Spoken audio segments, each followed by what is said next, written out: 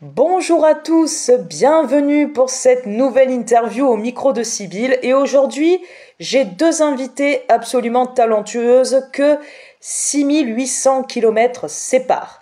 L'une vit en Belgique et l'autre en Caroline du Nord, mais malgré la distance et surtout leur amitié, tout ça leur a permis à quatre mains d'écrire un thriller particulièrement captivant qui s'appelle La course contre la mort. On va en parler évidemment, mais on fera aussi un petit focus sur chacun de leurs parcours. Et oui, j'accueille tout de suite Lisa Springs et Sonia Carmen. Bonjour à toutes les deux. Bonjour Bonjour tout le monde, bonjour Sybille. Bonjour Sybille, bonjour tout le monde. Salut Lisa. Salut Sonia. Alors j'ai cru comprendre que le temps, que ce soit en Belgique ou en Caroline du Nord, c'est pas trop ça, hein? Ah non, moi pas du tout, hein. C'est le temps gris et la pluie aujourd'hui ce matin. Nous c'est tempête, donc vent, pluie, comme on dirait en Belgique, c'est la drache. Il drache. Les Belges comprendront. Moi je dirais que c'est le crachin breton qui est de retour. Alors chez moi, dans le centre Val-de-Loire, c'est mitigé. On a un petit peu de nuages, mais avec du soleil, donc on va quand même réussir à égayer ce petit moment d'interview avec le soleil de nos voix. Voilà. Exactement. Et ton accent. Que je cache surtout quand je suis en interview, mais il y a des petites bribes quand même. Il y en a. Alors je pense que d'abord, la première question que nos followers vont peut-être se poser, c'est comment vous vous êtes rencontrées toutes les deux avant même d'écrire cette course contre la mort ensemble? Alors on s'est rencontrés par internet, hein, tout simplement déjà avec Instagram et puis Lisa, voilà, on a bien matché, on va dire, au niveau déjà de nos lectures qu'on avait plus ou moins en commun, et puis de fil en aiguille, on a commencé aussi un petit peu à papoter plus en privé, et puis on a développé ça et on s'est rendu compte qu'on avait pas mal de points communs, donc on s'est lancé sur WhatsApp pour que ça soit un peu plus en privé, et puis voilà comment a démarré déjà cette première aventure, un pied devant l'autre, comme on dirait.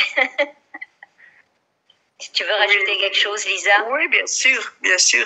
Et alors, on a aussi beaucoup de points communs au niveau de bienveillance, tolérance, de comprendre les autres.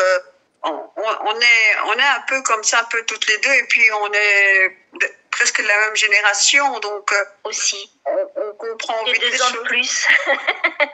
Mais je pense que ça se voit. Hein.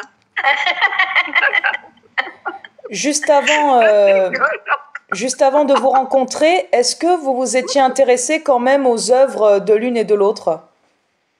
Ah oui, complètement. Ben d'ailleurs, c'est ça. Hein. De toute façon, c'est déjà Lisa qui avait lu mon livre en premier. Et puis après, moi, j'ai suivi avec le sien, avec donc l'accident, le premier tome, que j'ai suivi bien sûr après avec le deuxième. Mais oui, on a lu nos livres en premier. Justement, c'est ce qui nous a permis aussi de prendre contact petit à petit aussi l'une envers l'autre et puis de commencer à discuter. C'est ça. Quels sont les livres, par exemple, sous format thriller qui vous ont marqué et qui vous ont beaucoup inspiré pour rédiger cet ouvrage? Moi, je vais dire tout de suite parce que tu vas mettre plus toi, mais te concernant parce que tu as plus au niveau de les livres, tu en lis beaucoup plus que moi. Moi, c'est juste Harlan Coben. Honnêtement, c'est plus Harlan Coben et que nous avons aussi en commun. Mais Lisa a d'autres auteurs. Voilà, donc comme dit Sonia, donc Harlan Coben. Puis il y a eu aussi John Kellerman, c'est plutôt plus policier que suspense thriller. Puis il y a eu Marilyn Clark aussi que j'adorais. Il y a sa fille aussi qui écrit, mais bon, c'est pas mal, mais c'est pas sa mère. C'est après on compare toujours un peu quelque chose qui ce n'est pas bon de faire ça, mais voilà. Et mais alors Harlan Coben, j'ai dit oui.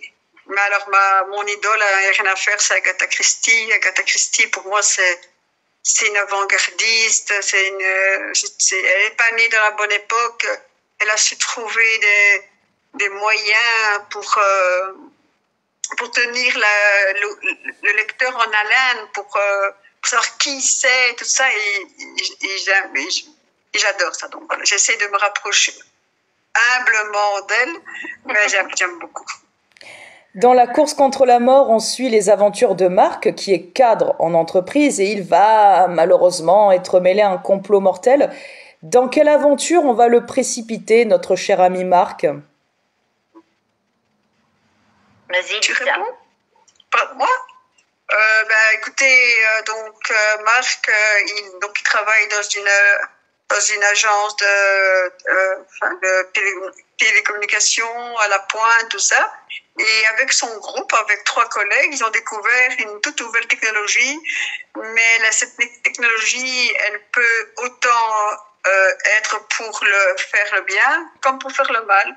Et donc, du coup, il est traqué par le mal. Ben oui, ce serait pas amusant sinon. Et un collègue va décéder. Donc, c'est vraiment une course vraiment contre la mort parce qu'il peut pas se retourner, il peut pas ralentir. Il est aidé par des agents du FBI. Et alors, ça va aussi ça passe de Nice à Washington DC avec des flashbacks et des rebondissements. C'est très, très trépidant. Tu veux rajouter quelque chose, Sonia? Non, elle a bien précisé cette course contre la montre aussi quelque part, parce que l'heure tourne et le clic-clac et le tic-tac il est toujours en route. Donc c'est assez à lire, c'est à lire.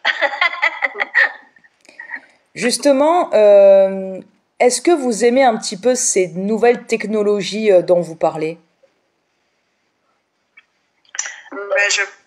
Je pense qu'on l'utilise nous à notre niveau, à notre petit niveau de population. On l'utilise déjà avec l'IA, avec les GSM, tout ça.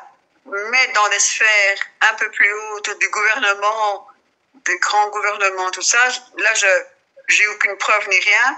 Mais je pense qu'ils doivent utiliser des technologies comme des écoutes ou des trucs comme ça, bien plus performants que ce que nous, la population avant, quoi. Oui, tout à fait. Après, moi, personnellement, je ne suis pas pour. J'aime bien garder aussi un peu de vie privée, et c'est vrai qu'on part de plus en plus sur quelque chose où on dévoile tout. Ce qui m'a frappé aussi, c'est ce mélange entre France et États-Unis, puisque l'histoire se passe entre Nice et Washington DC. Est-ce que c'était un peu une manière de mêler de manière originale la culture française et américaine, surtout toi, Sonia, qui à la base est originaire de Bretagne, et ça fait 17 ans, mine de rien, que tu vis aux États-Unis? Bah oui, complètement. Puis en fait, il y avait le double petit clin d'œil, hein, parce que du fait, déjà les 2 auteurs sont à 6500 kilomètres de l'une et de l'autre pour écrire ce livre. Et puis l'histoire aussi finalement, elle débute donc à Nice et elle se retrouve sur Washington DC, qui est aussi à plus de 6000 kilomètres avec un océan qui sépare. Oui, forcément, le fait, moi, que je vive aux États-Unis, c'était plus facile pour moi même si j'ai été visiter Nice aussi, hein, et j'adore Nice d'ailleurs, un petit clin d'œil, mais j'étais plus inspirée forcément par l'État de Washington, surtout j'y suis allée à plusieurs reprises, donc c'était un bon moyen pour moi d'expliquer aussi la belle culture finalement américaine. D'ailleurs, Lisa, tu as eu l'occasion d'aller aux États-Unis pour voir Sonia ainsi que sa famille. Quel souvenir tu en gardes de cette expérience? Oui, donc j'ai été, moi et mon mari, nous avons été agréablement et vraiment bien accueillis par Sonia, hein, la belle Sonia, et son mari. Et on a été accueillis vraiment les bras ouverts et 2 semaines. Donc chez l'habitant, c'est super parce que on voit un peu comment, parce qu'à l'hôtel c'est pas le même, vous voyez, donc voilà. Et non, aux États-Unis, moi j'ai quand même bien dire aussi qu'il faut pas croire tout ce qu'on voit à la télé. Il y a des choses vraies, c'est vrai, mais des gens qui sont hyper sympas, Ils sont vraiment accueillants. En plus, ils venaient d'avoir l'hurricane Elena. L'ouragan septembre. L'ouragan. Il y en avait qui avaient tout perdu et on rentre dans les magasins comme ça et ils nous accueillent à bras ouverts et voilà. Donc, je garde un très très bon souvenir de là où du moins. Et Sonia, après, il y a Chicago, il y a les grosses villes, ça, je sais pas trop. Mais là où vit Sonia, c'est un havre de paix. Voilà, moi, je trouve. Pour en revenir à la course contre la mort, est-ce que vous allez vous réunir toutes les deux pour signer ce livre lors des séances dédicaces ? Oui, on a une super nouvelle pour nos lecteurs qui vont pouvoir nous voir toutes les deux à Bray-Dunes dans le 59. Donc, c'est le week-end du 25-26 octobre. Nous serons donc toutes les deux pour dédicacer notre livre. Donc, c'est vraiment une toute première. J'espère bien sûr pas la dernière, mais en tout cas, c'est la toute première. Donc, un beau week-end de 2 jours. Donc, si vous voulez nous voir en chair et en os, si vous voulez prendre des photos avec nous, si vous voulez avoir des dédicaces de nous deux et passer un très très bon moment de rigolade ou d'autres choses, eh bien, venez à Bray-Dunes, vous ne serez pas déçus. Voilà. En attendant que les lecteurs vous découvrent en chair et en os les 25 et 26 octobre à Bray-Dunes, on va s'intéresser au parcours de Lisa. Alors j'ai lu que l'écrivaine, et d'ailleurs tu en as parlé tout à l'heure, celle qui t'a vraiment fascinée étant jeune, c'était Agatha Christie. Tu peux nous expliquer en quoi c'était vraiment une idole pour toi qui, plus tard, t'a incité à te lancer toi-même dans l'écriture ? En fait, j'aime bien parce qu'en fait, elle joue avec le lecteur. Et ça, c'est quelque chose que j'aime bien aussi. Au chat et à la souris. Je vais par-ci, finalement, je vais par-là, retournement de situation, fausse piste, vraie piste. Et voilà, donc, j'aime bien faire douter les lecteurs. J'aime les faire réfléchir un peu aussi. Et puis, comme je dis toujours dans mes salons, ah oui, parce qu'ils disent en polar, les gens, non, je dis, écoutez, ce style à l'Agatha Christie, ce sont tous des meurtres propres. Alors, je disais, des meurtres propres, c'est quoi? C'est pas des têtes qui scie. Alors après, les lecteurs et moi, moi je suis très sociable, et les lecteurs et moi, on a souvent un grand feeling, beaucoup, et je sais le voir direct. Après, il y a des gens qui veulent pas écouter, donc ça je les respecte et voilà, c'est tout. Mais que des fois, quand il y a des fois des lecteurs, on se paye vraiment une bonne tranche de rire. C'est très très enrichissant et intéressant. C'est ça l'être humain. Tu aimes tellement jouer avec les émotions des lecteurs qu'en novembre 2023, tu as publié ton premier roman policier à suspense intitulé L'Accident, à travers le personnage de Rebecca, donc, qui est diplômée de l'école de journalisme de Paris. Pourquoi tu as voulu la faire retourner dans un événement quand même traumatisant qui était son accident de voiture, qui s'était produit d'ailleurs il y a 20 ans de cela? Parce qu'en fait, pour elle, c'est pas un accident. Elle était là, elle avait 8 ans, mais dans sa tête, il y a quelque chose qui lui échappe. Elle n'arrive plus à remettre ses souvenirs à sa place et il y a quelque chose qui lui fait dire que c'est pas un accident et donc avec son diplôme d'investigation en journalisme, elle pourra faire elle va essayer de faire toute la lumière là-dessus. Et vous savez, quand on remue 20 ans de mensonges, de non-dits, de trahison, vous savez, la vase, elle remonte. Donc, ça va pas être joli. La suite des aventures, on la retrouve dans ton deuxième livre, Trahison secrète, sorti en juillet 2024. Pour la couverture du livre, qu'est-ce qui t'a amené à opposer un cadre parfaitement idyllique avec celui un petit peu plus horrifique, on va dire? Ouais, un petit peu plus noir, un peu plus peur, comme ça. Parce qu'en fait, avec tout ce qui va se passer dans l'accident, donc tous les drames et tout ça, un lointain parent de la famille de Rebecca va les inviter à Miami, à West Palm Beach, en Floride, pour des vacances. Et c'est la partie belle, c'est la partie du livre où il y a du soleil, il fait bleu, c'est beau, tout le monde est gentil, tout le monde. Et après, l'autre côté, donc déjà, il y a une déchirure, parce que je voulais faire genre qu'on déchire cette belle ce beau truc idyllique qui ne l'est pas finalement.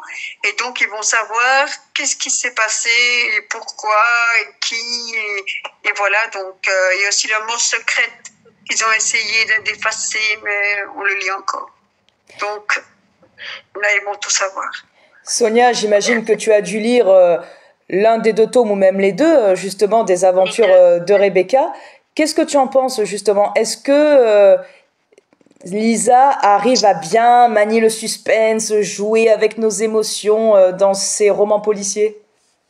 Ah oui, non, complètement. Et puis, moi, en plus, en ayant donc écrit aussi La course contre la mort avec elle, c'était ça aussi, son côté à elle, c'était de mettre le suspense, il fallait garder le suspense jusqu'à la fin.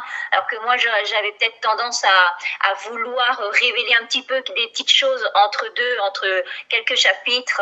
Et elle, justement, savait me faire retenir pour aller progressivement et de faire vraiment toute la découverte au dernier chapitre finalement. On sait tout au dernier chapitre avec Lisa. D'ailleurs, je crois qu'il y a une petite... On s'est bien entendu là-dessus. Et puis, il faut dire aussi qu'avec Sonia, qui ne savait pas, elle était vraiment gentille, tu vois. C'était la gentille et on va dire la méchante, moi. Elle dit oui, mais il faut là. Je dis mais non, on peut pas dire ça parce qu'après, Dieu sait quoi ce qui va arriver. Et c'était vraiment trop mignon. Alors, soit je lui ai dit, écoute, si tu veux savoir, enfin, je connaissais pas tout, encore tout dans ma tête. Elle me dit non, je veux découvrir au fur et à mesure. Et c'était vraiment, nos plumes se sont mélangées vraiment, à nos différents caractères, enfin pas caractères parce que je suis pas méchante dans la vraie vie, mais à nos différentes plumes, quoi. Et franchement, ça fait des étincelles.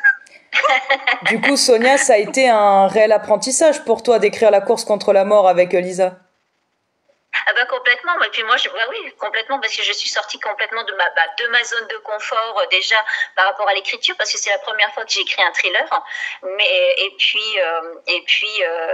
puis que j'écris aussi avec un autre auteur finalement, donc voilà, je me suis complètement lâchée et heureusement que j'ai aussi mes études quand même de psychologie qui m'ont permis quand même de m'aider en fait à franchir des obstacles, on va dire ça comme ça, pour pouvoir affiner justement et mettre ma plume au service aussi de Lisa. Ça te donnerait envie du coup par la suite peut-être d'écrire un thriller alors? Peut-être, éventuellement.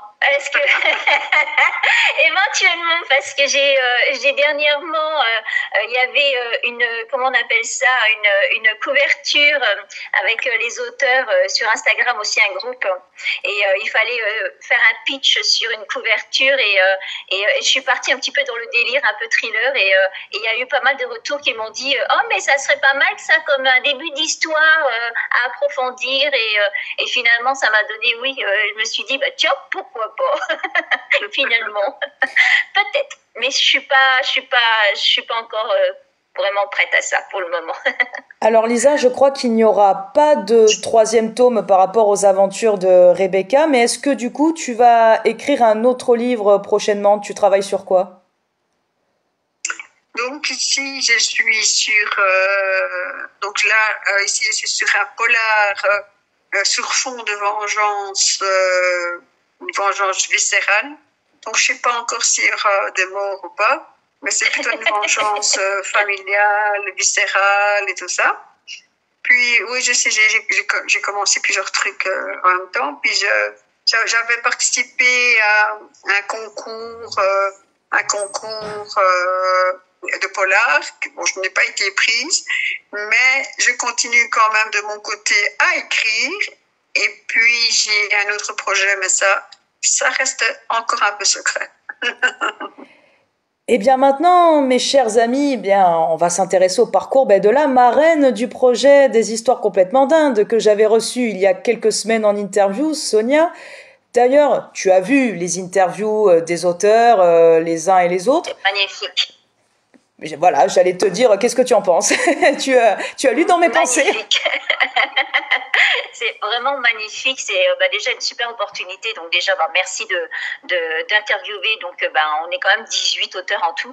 Donc c'est quand même une sacrée affaire, plus une illustratrice que tu as donné aussi la parole et la chance de pouvoir en parler aussi et de ses dessins. Donc merci déjà beaucoup énormément. Et c'est vrai que on espère que grâce à toi aussi que les gens pourront suivre chaque auteur et puis comprendre aussi le pourquoi, comment on est arrivé à écrire tous ensemble ce recueil pour l'association Enfants de la Terre. Merci en tout cas, voilà, toi-même, puisque à la fin de notre interview, pour les followers qui sont en train de nous écouter, on a discuté avec Sonia, on s'est dit tiens, et si on interviewait les autres auteurs pour continuer à parler des histoires complètement dindes, tout en faisant quand même un petit focus sur leur parcours respectif. Donc voilà, Sonia m'a dit écoute, je leur en parle.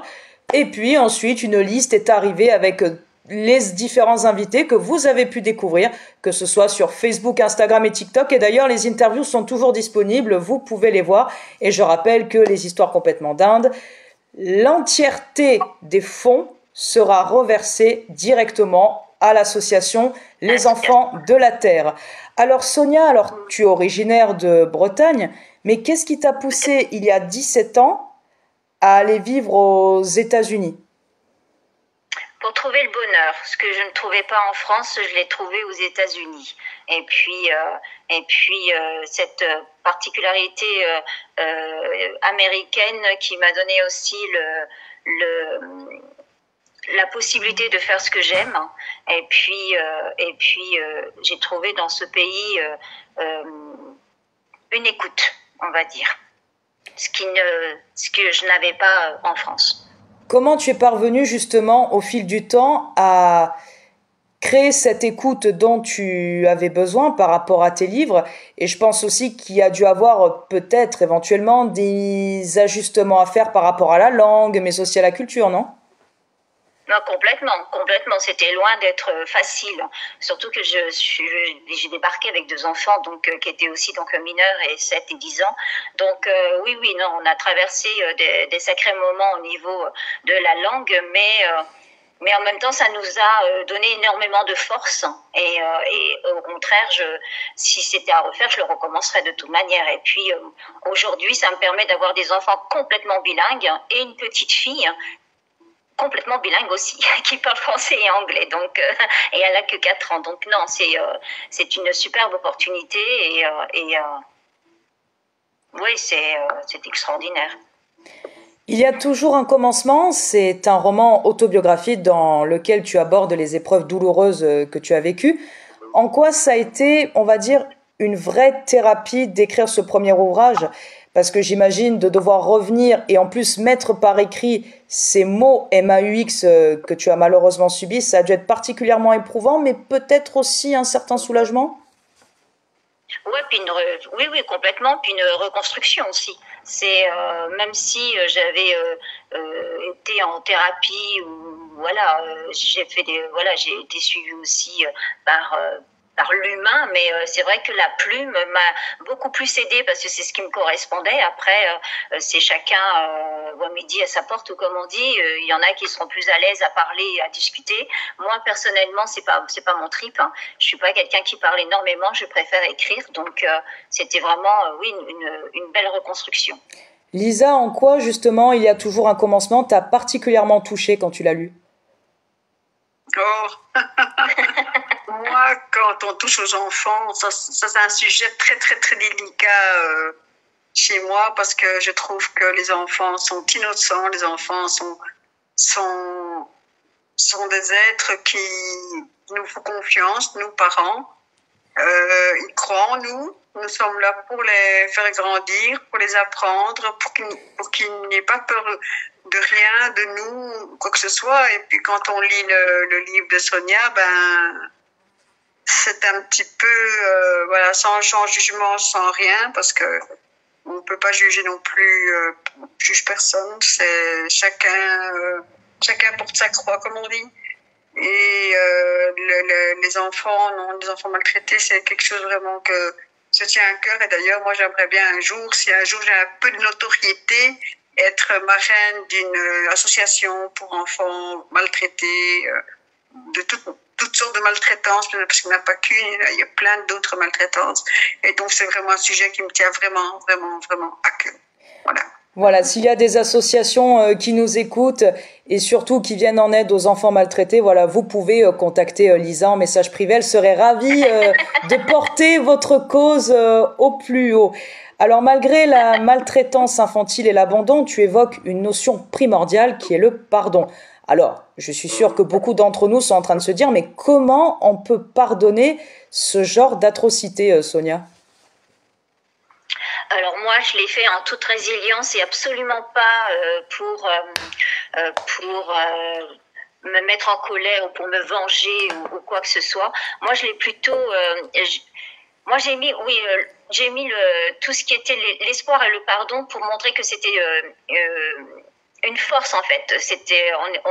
On a tous une force en soi, on est tous capables en fait de pardonner si on le veut vraiment. Déjà, il faut se pardonner à soi-même pour pouvoir aussi pardonner les autres. Donc c'est ce que j'ai fait aussi moi pour moi-même. Et puis c'est pour transformer les ténèbres quelque part en lumière. C'est préférable de voir justement la maltraitance devenir quelque chose de fort au lieu de le mettre en négativité et de voilà quoi. Mais c'est plus dur, hein. Excusez-moi, c'est plus dur de mettre, comme tu l'as fait Sonia, d'aller vers la lumière et de faire le bien malgré que tu as été maltraité, que de rester dans l'obscurité et dans, je dirais pas ténèbres, mais dans l'obscurité et dans, entre guillemets, le mal, la méchanceté, c'est ce qui est le plus facile. Tu continues en fait. Mais oui, tout à fait. Ce que Sonia a fait, il faut se battre, il faut le vouloir.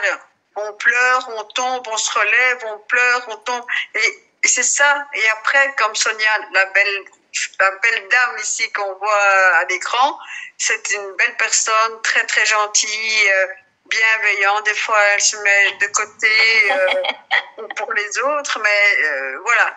Donc, c'est pas facile, le pardon. Non, le pardon n'est pas facile. On peut être bienveillant, tout ce que le pardon, c'est quelque chose de très, très, très difficile. Et puis, juste une dernière petite chose, excuse-moi Sybille, c'est quand tu dis, Sonia, j'ai dû me pardonner. Ah oui. Mais je ne vois pas en quoi. Toi, tu étais un enfant. Oui, mais on doit, je parle même pas forcément non plus en tant qu'enfant, aussi en tant qu'adulte. Je pense qu'on doit toujours se pardonner déjà à soi-même pour pouvoir aussi pardonner les autres, comme on doit aussi d'abord s'aimer soi-même avant de pouvoir aimer les autres. Donc c'est plus par rapport dans ce sens-là. Et puis quelque part on doit se pardonner aussi parce qu'il y a des actions, il y a des actes de mon enfance que j'avais besoin de me pardonner aussi pour pouvoir pardonner après aux adultes. Voilà. Je partage en tout cas totalement cet avis, puisque moi qui ai eu la chance de lire Il y a toujours un commencement, même quand les scènes de maltraitance et d'abandon sont abordées, en fait, c'est pas si lourd que ça à lire, puisqu'il y a cette lumière que vous venez d'évoquer à travers le sourire de Sonia qui dit « Oui, j'ai vécu ci, j'ai vécu ça, mais maintenant, j'ai envie de pardonner, j'ai envie de me reconstruire. » Et du coup, d'habitude, c'est vrai que quand on lit, par exemple, un livre sur les violences conjugales, sur enfants, on a tendance à avoir un goût amer après lecture. Alors que là, oui, il y a eu beaucoup de passages difficiles, mais finalement, quand on finit le livre, on se dit, finalement, j'en sais plus et j'ai envie de la prendre dans mes bras, j'ai envie de lui dire merci, bravo déjà pour ça. Voilà. Et par rapport à la culpabilité, je pense que peut-être indirectement, Sonia a dû se dire « Je me sens coupable parce que je n'ai pas eu la force d'en parler, j'ai gardé pour moi, alors que... » Tout à fait. Alors que, par exemple, je pense notamment aux enfants qui sont victimes d'harcèlement scolaire, ils n'osent pas en parler parce qu'ils se disent c'est peut-être ma faute, parce que je suis différent, parce que je ne corresponds pas à un moule, les autres ils ont raison. Alors que non, moi je le dis, que ce soit de la maltraitance infantile, de l'abandon ou du harcèlement scolaire, il faut en parler à quelqu'un de confiance, c'est très important, parce que sinon, si vous gardez ça pour vous, plus tard, les souffrances vont rester là, en fait. Voilà. Tout à fait, c'est pour ça que Oh, pardon. Et donc, je voulais juste répondre par rapport à ça. Et tout à fait, c'est pour ça aussi que je l'ai écrit ce livre. Parce que c'est aussi bon, pour ma reconstruction, mais c'est pour donner aussi et lancer la perche aux autres. C'est que tout est possible et tout est réalisable et surtout, oui, parler. Si on peut pas en parler, l'écrire. Parce que c'est vrai que écrire est aussi une grande libération et satisfaction. Surtout quand on l'a fini. Alors, je rebondis sur ce que tu as dit, Sybille, avec la maltraitance à l'école. Je ne sais pas si tu as été voir ma story, mais justement, j'ai fait une story ce matin là-dessus. Ce serait cool si vous savez peut-être aller la voir et la repartager parce que justement, ils parlent de ça, mais ils parlent de ça d'une manière vraiment très, très ludique avec les enfants. Ils disent ce qu'il y a, et puis il dit, mais tout ça n'est pas encore arrivé. Et il faut montrer des clips comme ça. Vous imaginez même pas qu'est-ce qu'un enfant peut subir à l'école. C'est affreux le regard des autres quand les professeurs sont déjà pas gentils non plus. Voilà, je m'arrête là. Sinon, oui, ça va finir en débat. Non, mais c'est important parce que. Ouais, tout d'accord. C'est important parce que en fait. J'ai cité l'exemple à Sonia quand je l'ai eu par téléphone en privé, c'est que moi, par exemple, j'ai 23 ans, j'ai une petite sœur de 18 ans, et on a beau avoir 5 ans d'écart, mais la génération a changé. Ça veut dire qu'avant, on va dire, dans ma génération à moi, les professeurs avaient de l'autorité, si jamais on faisait la moindre bêtise, eh bien les parents nous reprenaient juste après. Mais quand ma sœur est venue me voir, elle m'a dit, mais déjà, les professeurs n'ont plus du tout d'autorité. Maintenant, c'est carrément les parents qui vont aller voir les professeurs si jamais ils ont le malheur de mettre une punition à l'enfant. Et donc, forcément, et en plus, ce qui n'aide pas, c'est les réseaux sociaux qui exposent beaucoup plus au harcèlement scolaire parce que les gens se disent, derrière un écran, je peux tout dire. Ben non, on ne peut pas tout dire parce qu'on ne sait pas se mettre à la place de l'autre parce que n'importe quel mot prononcé, que ce soit en vrai ou virtuellement, ça peut blesser. Bien sûr. Et bien maintenant, je pense qu'on va passer à quelque chose de plus léger avec le recueil de poésie qui s'appelle Ma génération que tu as publié, Sonia, en 2021. Pourquoi tu as voulu retracer cette période entre l'enfance et la vie d'adulte avec un ensemble de jolis poèmes? Parce que je voulais vraiment, comment on dit ça je voulais montrer que la poésie n'était pas fermée, qu'on ne restait pas dans le 17e, 18e ou 19e siècle. Moi, j'avais vraiment envie de montrer que la poésie, ça pouvait être aussi être moderne et être lu comme un roman finalement. Donc j'ai fait de mes 38 passions, j'ai tout mis dans un livre où j'ai fait donc trois chapitres complètement différents pour montrer aussi l'évolution de l'écriture. Donc ça, on l'a jamais vu dans un livre de poésie, justement, où on voit cette évolution de l'âge de 9 ans jusqu'à l'âge adulte. Pendant 38 années, on voit bien donc l'enfance, l'adolescence et l'adulte après. On voit cette évolution d'écriture. Et il y a trois prologues qui sont des autobiographies. Voilà. L'enfance est aussi présente dans Enzo, le petit aventurier, et à la ferme de Rose. Quelles sont les valeurs, que ce soit morales ou même d'autres, que tu souhaites véhiculer? On a parlé, je crois, tout à l'heure de l'importance de la culture bilingue, c'est ça? Complètement, oui. Oui, parce que mes enfants ont été cette source. Quand on est arrivé donc aux États-Unis, mes enfants ne parlaient pas du tout la langue. Donc en fait, j'ai vu la difficulté de l'apprentissage, je l'ai vécu aussi. Donc c'est vrai que tout de suite ça m'a inspiré pour écrire donc des livres bilingues pour enfants et de mettre le chapitre en français et le mettre aussi en anglais. Comme ça montrait aussi l'évolution de l'écriture et l'adaptation des deux langues et de montrer comment on pouvait passer d'une langue à une autre. Et puis en même temps ça permet le vocabulaire, ça permet d'apprendre plein de choses et puis la construction d'une phrase. Lisa, d'ailleurs, pour revenir... Oui, vas-y, pardon, Sonia. Non, Et pour revenir, oui, on peut retrouver des petits dictons un petit peu à la Jean de La Fontaine à chaque histoire dans Enzo, le petit aventurier, donc il fait la rencontre de 9 animaux, des 9 animaux du zoo, et à chaque fin d'histoire avec l'animal, il y a un genre de petit dicton, petit proverbe, un petit peu à la, voilà. Lisa, t'aimerais toi aussi publier des livres en anglais aussi, les adapter du moins? C'est en cours, donc c'est prévu. Voilà, oui, on peut le dire. Pour ceux qui aiment la lecture anglaise, sachez que la course contre la mort pour 2026 sera aussi donc disponible en version anglaise.